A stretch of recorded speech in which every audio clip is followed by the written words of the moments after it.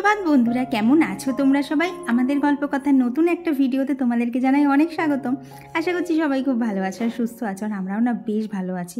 আর সকালবেলা আজকেও মনটা বেশ খারাপই আছে, তাই একটুখানি ছাদে এসে হাঁটাচলা করছিলাম। ছাদে জানো তো আজকে সকালবেলা খুব সুন্দর একটা হাওয়া দিচ্ছিলো। দেখো আমার জামাটাও কিন্তু বেশ ভালোই উড়ছে। আর ওয়েদারটা কীরকম বলো তো, ওই মেঘও হচ্ছে, বৃষ্টিও হচ্ছে, রোদও উঠছে, সব কিছুর একটা মিক্সচার ওয়েদার চলছে, যার ফলে তো না সকাল সকাল একটু বেশ ঠান্ডা ঠান্ডা হাওয়া দিচ্ছিল। তো সেই লোভে লোভে তো ছাদে এসেছি। আর দেখো গাছের ফুলগুলো এত সুন্দর ফোটে, ওদেরকে দেখলে না মনের সব ভালো লাগা চলে আসে আর খারাপ লাগাগুলো না দূর হয়ে যায়।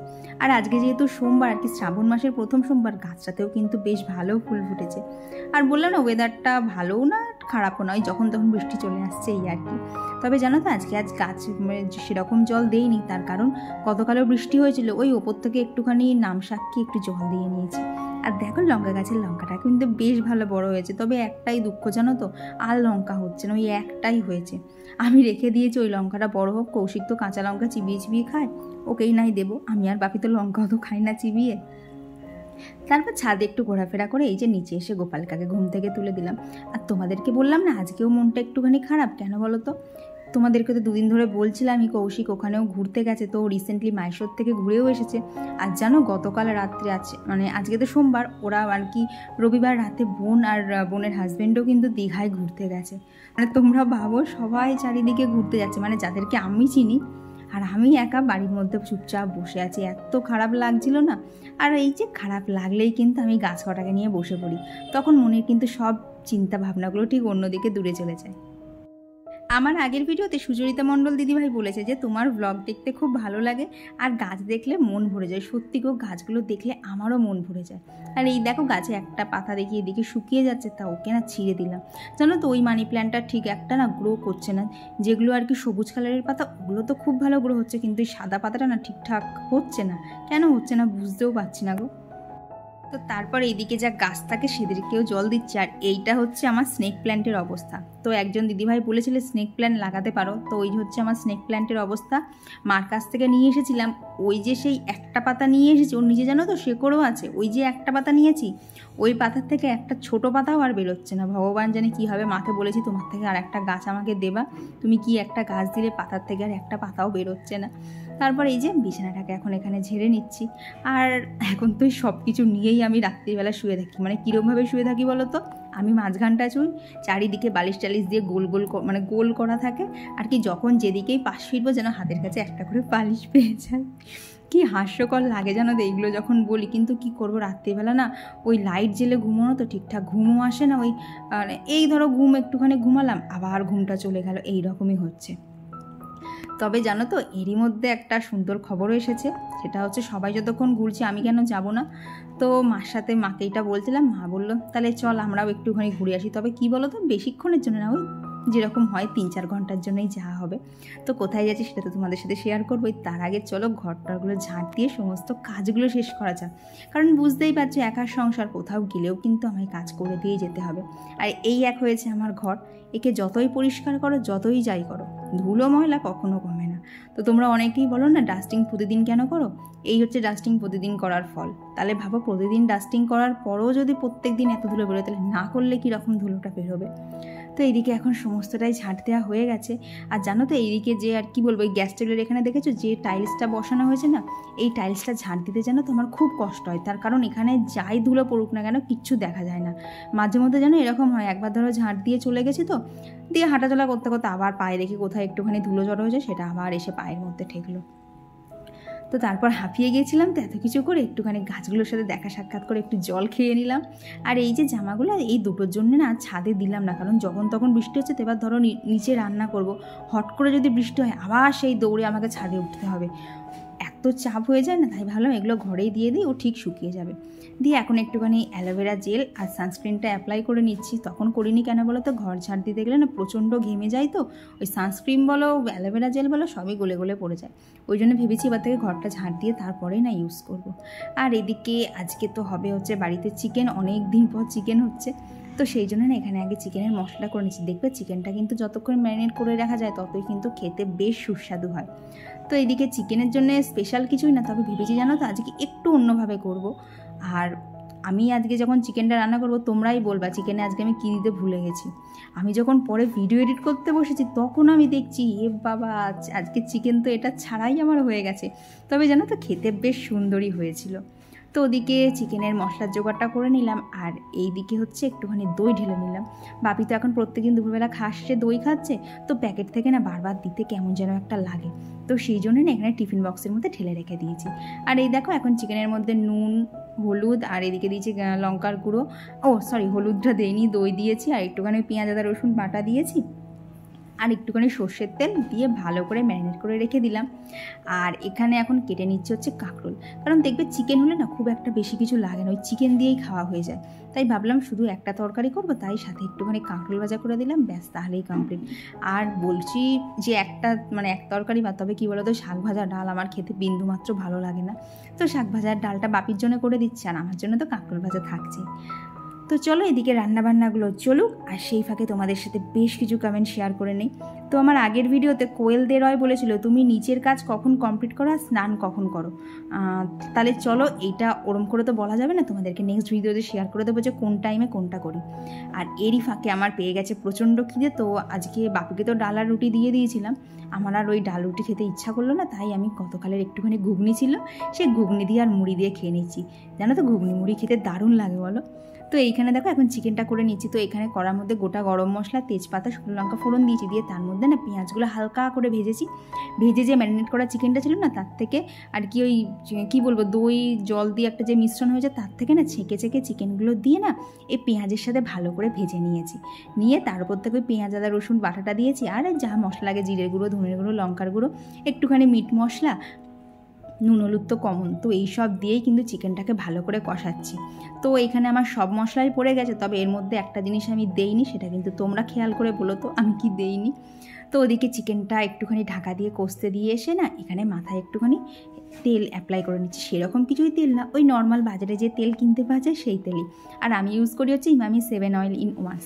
তো এটা দিয়ে দেখো তেলটা ভালোভাবে দিয়ে দিলাম, আর না চুলের মাঝখানে আর তেল দিইনি, কারণ চুলের মাঝখানে দেখবে তেলটা অতটা লাগে না, শুধু গোড়ায় দিয়েছি আর একদম আগাটায় দিয়ে নিয়েছি একটুখানি তেল দিয়ে। এই যে তেলটা ভালো করে মাথায় অ্যাপ্লাই করে নিলাম, আর না ওপর থেকে একটুখানি জলও দিয়ে নিয়েছি, কারণ বলে তেল মাখার পর না জল না দিলে নাকি রান্নাঘরে ঠাকুর ঘরে ঢুকতে নেই, তাই মাথায় একটুখানি না জল হাতে দিয়ে দিয়েছি। আর এদিকে এসে দেখো চিকেন থেকে কিন্তু ভালো জল ছেড়ে গেছে, এখন ওপর থেকে আলুটা দিয়ে দিলাম, আর ওই বাটির মধ্যে যেটুকু আর কি দই লেগেছিলো সেটাও কিন্তু দিয়ে দিয়েছি, আর ওপর থেকে একটুখানি হাতে করে কাসুরি মেথি আর কি একটু ঘষে নিয়েই কিন্তু দিয়ে দিয়েছি।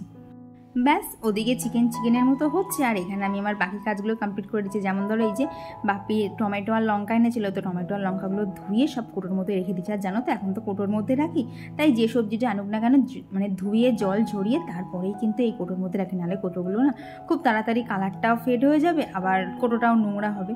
তো এইখানে এখন বাপির স্যালাডটা কেটে নিচ্ছে, আর চলো বাকি গাছগুলো কমপ্লিট করতে করতে আরও বেশ কিছু কমেন্ট শেয়ার করি। তো আর আমার ভিডিওতে আগে কমেন্ট করেছিল হচ্ছে অনু লাইফস্টাইল, লাভলি, অর্পিতা, আর এই দেখো চিকেন কিন্তু একদম পারফেক্টলি ডান, এবার শুধু একটু জল দিয়ে ফুটিয়ে নিলেই হয়ে যাবে।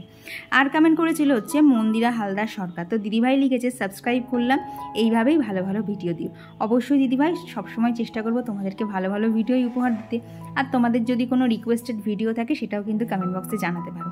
আর কমেন্ট করেছিল হচ্ছে সুধাধিপত দিদিভাই, ড্রিমিপাত, Pritha Palash, Payel Kundu everyday every time blog থেকে কমেন্ট করে জানিয়েছে যে শ্বশুরবাড়ির লোকের কাজই হচ্ছে বউদের খুদ বার করা, না হলে ওদের প্রমোশন পাবে না। দিদিভাই তোমার কমেন্টটা পড়ে না এত হাসি পেয়েছে কি বলবো, এটাই হয় গো, দেখবা মার কাছে একটুখানি যদি কাজ করি প্রচুর প্রশংসা পাওয়া যায়, আর শ্বশুরবাড়ি আসলে ঠিক তার উল্টোটাই হয়ে যায়।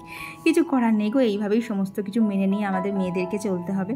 তো দেখো এদিকে কিন্তু রান্নাঘরের সব কাজই আমার হয়ে গেছে, এখন শুধু টেবিলটা মুছলেই একদম ফুলফিল কমপ্লিট। সাথে দেখা হচ্ছে আর অনেকক্ষণ পরেই, তো এখন বাজে হচ্ছে 12:30, সমস্ত কাজ তো শেষ হয়ে গেছে, উপরের ঘর মোছাও কমপ্লিট। কি করছিলাম বলো তো, ভিডিওতে ভয়েস দেওয়া হয়নি, তো ভিডিওতে ভয়েস দিয়ে ভিডিওটা এখন আপলোডে বসালাম, হয়ে যাবে মিনিট 15-20 মধ্যে টোটালি আপলোড হয়ে যাবে। আমার উপরের ঘরটায় এত ফাস্ট নেট চলে না, বেশিক্ষণ সময় লাগে না। তো তোমরা অনেকেই জিজ্ঞেস করো যে সব কিছু সামলে আমি ভিডিওর জন্য কী করে টাইম বার করি, তো এইভাবেই কাজের ফাঁকে ফাঁকে আমি একটু একটু করে টাইম বার করি, ওইরকমভাবে না কী বলো বাঁধা ধরা টাইম দিয়ে উঠতে পারি না। তো ভেবেছিলাম কাল রাতে এডিট করবো, কিন্তু যথারীতি কাল রাতেও ঘুমিয়ে পড়েছিলাম, এত চোখটা জ্বলছিল না, তো দেখলাম ঘুম যতক্ষণ পেয়েছে ঘুমিয়ে পড়াই ভালো, তো ঘুমিয়ে পড়ে আজকে ভোরবেলা সম্পূর্ণ এডিট কমপ্লিট করেছে, এখন ভয়েস দিয়ে ভিডিও আপলোডে বসালাম। তো বলতে পারো মনে যদি ইচ্ছা থাকে যে এটা আমি করব, তখন দেখবে হাজার বাধা বিপত্তি পেরিয়েও কিন্তু তোমার মন ঠিক তোমার সাথ দেবে, আর সেই কাজটা কিন্তু করেও ফেলা যাবে। তো বাজে তো 12:30, এখন স্নান করবো, পুজো দেবো, আর তারপর এক জায়গায় বেরোবো। তো কোথায় বেরোবো অবশ্যই শেয়ার করবো, দাঁড়াও আগে সমস্ত কিছু শেষ করে নেই। অনেক দিন পর আজকে যাবো, ধরো বছর দেড়েক তো হবেই। তো বছর দেড়েক পর আজকে যাবো ফাইনালি, একটুখানি বাড়ির থেকে বেশি সময়ের জন্য বেরোতে পারছি। তবে কী বলো তো, খুব ইচ্ছা করছে 2 দিনের জন্য সংসারটার থেকে ছুটি নেওয়ার, কিন্তু সেটা আর হয়ে উঠছে না। যখনই কোথাও যাওয়া হচ্ছে যাচ্ছি, আবার চলে আসছি। চলো, প্রচুর বক বক করে ফেলেছি, এখন আগে যাওয়া যাক। তো তখন দেখলে না, চুলে বেশ ভালো করে তেল অ্যাপ্লাই করেছিলাম, তারপরে কিন্তু শ্যাম্পুটাও করে নিতে হয়েছে। আর এখন যেহেতু পুজো করতে বসবো না, তাই মুখে জাস্ট একটু টোনারই অ্যাপ্লাই করলাম। ক্রিম মাখলেই না, ওখানে ফ্যান অফ করে তো পুজো করতে বসছি, এত ঘাম হচ্ছে না, ক্রিম সব গলে গলেই চলে যাচ্ছে। আর এই যে আজকে গাছ থেকে কিন্তু বেশ অনেকগুলো নীলকণ্ঠ ফুল পেয়েছিলাম। তো বললাম না, শ্রাবণ মাসের সোমবারটা এখন পালন করব না, অসুস্থটা কেটে গেলে যদি 1 বা 2 সোমবার পাই, সেটা অবশ্যই পালন করার চেষ্টা করব। জানি না ভগবান কি লিখেছে কপালে, তবে ভগবান চাইলে সবই কিন্তু হয়। তো এইদিকে পুজো তো কমপ্লিট, আর তার মধ্যেই দেখো বললাম না বেরোবো, কিরম ঝমঝমিয়ে বৃষ্টিটা এসেছে। দেখবা কোথাও যদি বেরোনোর থাকে না, যদি এরকম বৃষ্টি হয়, মাথাটা এত গরম হয়ে যায় না। তো বৃষ্টি ছাড়ার আশা করছিলাম, আর এর ফাঁকে কিন্তু যাওয়ারও সময় চলে এসেছে, তাই তাড়াতাড়ি আজকে 1:45-র মধ্যেই খেতে বসে পড়েছি। এই যে আজকে রান্নাবান্না, এখানে স্যালাড, কাঁকরোল ভাজা, শাক ভাজা, বাপির উচ্ছে সেদ্ধ, টক দই, আর এই যে হচ্ছে চিকেন। তো এইটা দিয়ে আজকে আমাদের লাঞ্চ কমপ্লিট করে নিয়েছি। 2:35 বাজে, খুব বিশাল তাড়াতাড়ি রেডি হয়েছে। এখন কিছু বলতে পারছি না কোথায় যাচ্ছি, কারণ 3টের সময় ট্রেন। মা আমাকে প্রচুরবার ফোন করেছে, আমাকে এখনই বেরোতেই হবে। খাট বিছানা সব এরকম অবস্থায় থাক, এখন আমি আগে ব্যাগ নিয়ে বেরোই, চলো বেরোনো যাক। আর জানো তো, মাঝখানে ভিডিও করতে পারিনি, দেখলে না বৃষ্টি এসেছিল, পুরো বৃষ্টির মধ্যে রানাঘাট থেকে চাকদা অবধি এসেছি, মানে পায়রাডাঙ্গা অবধি তো পুরো বৃষ্টি হচ্ছিল, তবে চাকদা এসে দেখলাম বৃষ্টিটা বেশ খানিকটা কমেছে। তো আজকে যাচ্ছি হচ্ছে মামার বাড়ি, আমি, মা আর মা, সেই 3 জনা মিলে। তো মামার বাড়ি আসলে কিন্তু এই মোটর ভ্যান চড়তেই হবে, দারুণ মজা লাগে জানো। তো এই যে চলে এসেছি মামার বাড়ি, আর এসে মামির সাথেও খানিক্ষণ গল্প টল্প করার পর ভাবলাম তোমাদের মামির গাছগুলোকেও একটু দেখিয়ে দিই। দেখো গাছে বেশ একদম ভর্তি ভর্তি ফুল, আর এইদিকে মামা একটা কলমের গাছ লাগিয়েছিল, তার মধ্যে কিন্তু 2টো আমও এসে গেছে। আর এইবার জানবা মা কি করছে, ওই দেখো মার যা কাজ, মানে এসে ওইখান থেকে মামির থেকে কি কাস্তে আর মানে কাস্তে নিয়ে ওখান থেকে ডাল কাটা শুরু করে দিয়েছে। মাসিও বলছে মাকে, কাজ পাচ্ছিস না, এসেই ডালপালা ছেঁড়া শুরু করে দিয়েছিস। তো আজকে বিকেলটা বেশ ভালোই কাটলো সবার সাথে। আর জানো, প্রায় 1.5 বছর পর আজকে মামার বাড়ি এসেছিলাম। তো দেখো এদিকে আমি তো ভিডিও করছি, আর মার ওদিকে কিন্তু কাটিং চলছেই। আর মামির পুঁইশাক গাছটাও কিন্তু বেশ হয়েছে।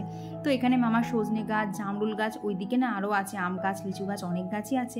তবে বৃষ্টি পড়ছে তো ওইদিকে আর সেইভাবে না যায়নি। দেখো এখানে কিন্তু অনেকই গাছ রয়েছে।